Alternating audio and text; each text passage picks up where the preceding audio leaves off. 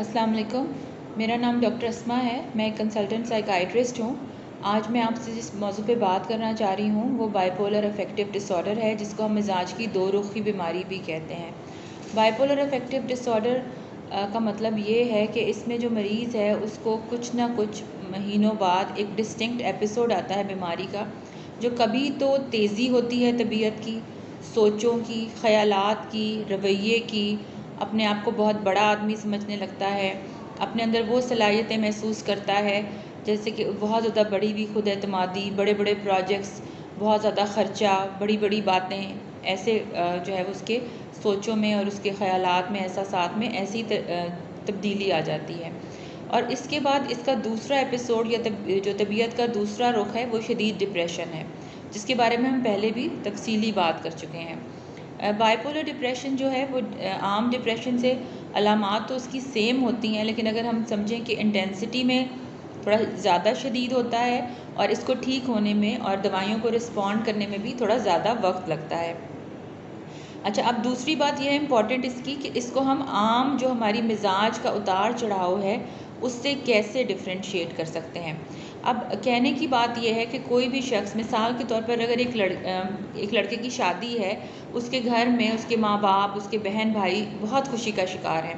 اب ان کو کوئی بھی دیکھے گا تو وہ بہت زیادہ ان کے جذبات اور احساسات جو ہیں وہ ہائے ہوئے ہوں گے، وہ ناچ گا رہے ہیں، راتوں کو سو نہیں رہے ہیں، بیٹھے گپ شپ ہو رہی ہے، ڈھولک بج رہی ہے، گانے گائے جا رہے ہیں، تو گھر میں ایک پورا ماحول ہوتا ہے۔ اسی طرح خدا نخواستہ کسی کی فوتگی ہو جائے گھر میں تو اسی طرح ایک اداسی کا پورا ماحول ہوتا ہے۔ ہمارے جذبات و احساسات، خیالات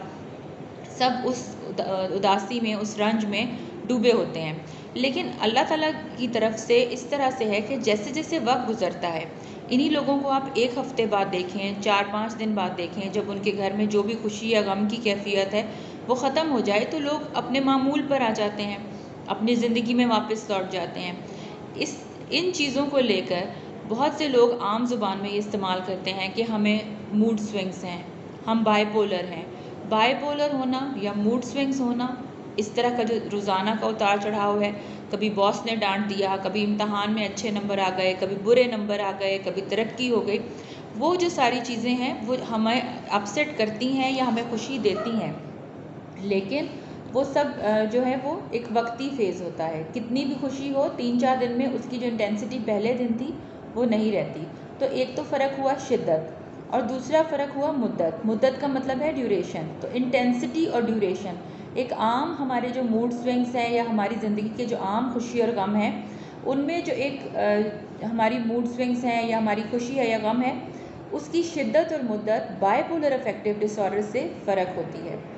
by polar affective disorder کا جو مریض ہوتا ہے اس کو آپ 4 دن، 1 ہفتے، 1.5 ہفتے بعد بھی دیکھیں بغیر علاج کے تو اس کے سمٹمز پہلے سے ورس ہو رہے ہوتے ہیں،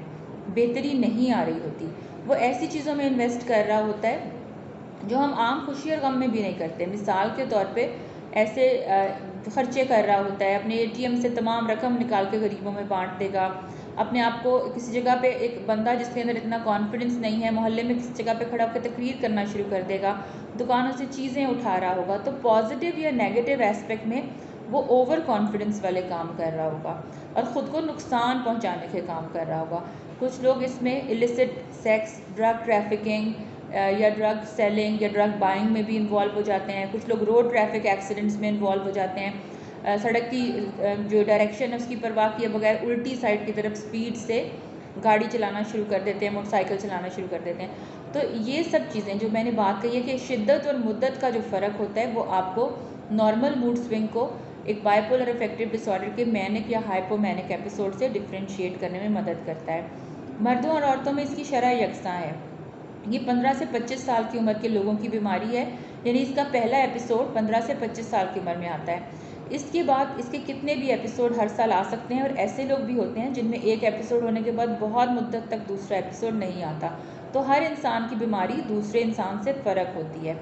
جن لوگوں کو تقریباً 4 ایپیسوڈ ایک سال میں آتے ہیں ان کو ہم ریپڈ سائیکلرز کہتے ہیں۔ اس کا علاج بہت زیادہ اس لیے بھی ضروری ہے کہ جیسے جیسے عمر بڑھتی ہے بغیر علاج کے بیماری میں شدت آتی جاتی ہے۔